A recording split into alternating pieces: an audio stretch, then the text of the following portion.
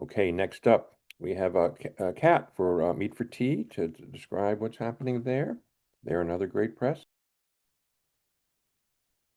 Hello, thank you so much. So I am an author published by Meat for Tea Press.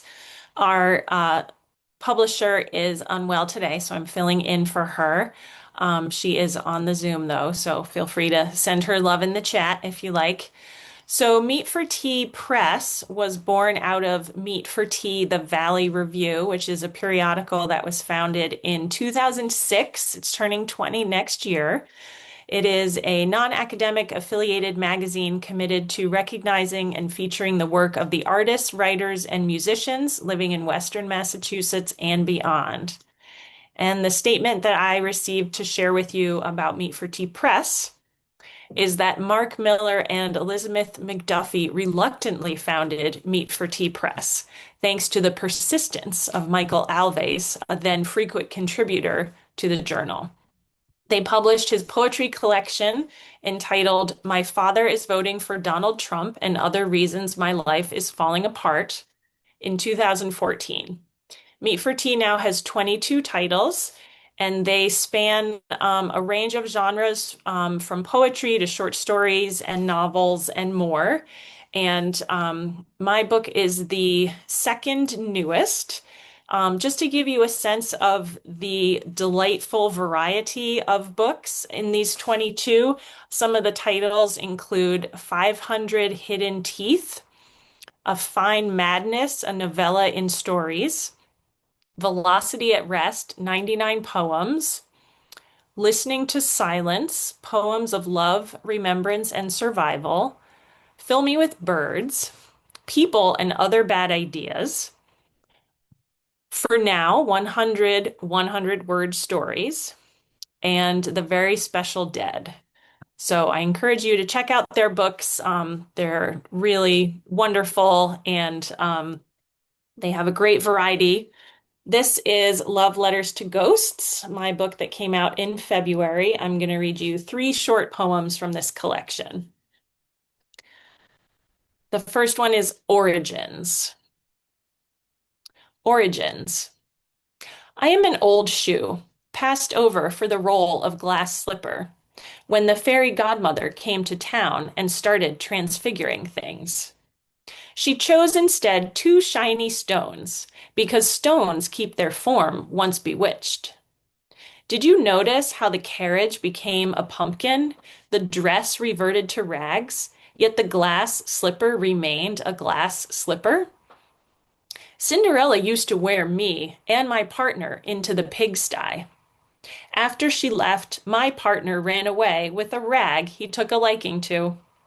Why have I stayed? I had a fondness for the girl. I couldn't follow her when she married the prince, went to live in the castle, and wear satin slippers.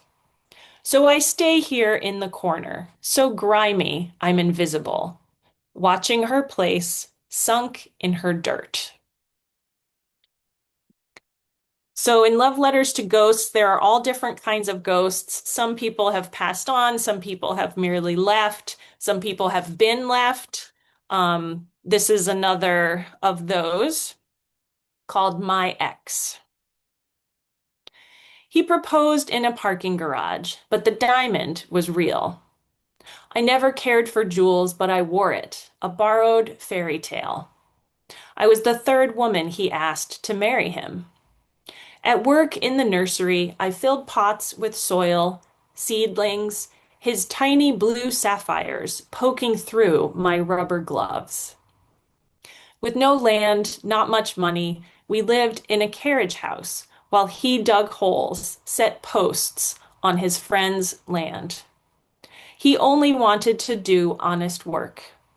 He didn't die, but he tried to, tried hard. His sister cleaned up, saved me from his blood. I didn't know about red flags, never knew someone with such a frightened child inside. He needed our story, but I didn't have a magic word to make it come true. And one more, the ghosts in this poem are really the flowers of years past, which we can maybe all relate to as it's October right now. I write to my friend about the garden.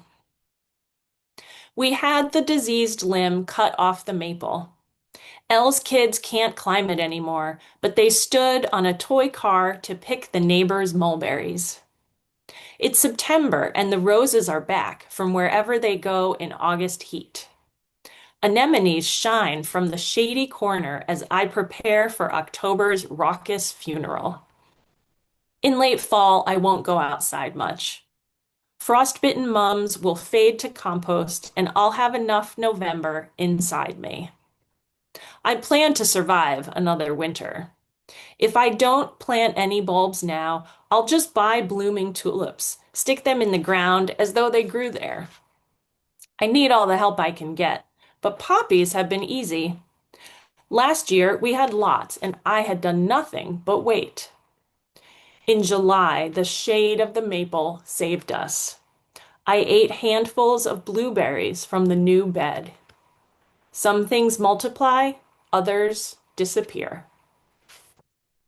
Thank you. Thank you very much.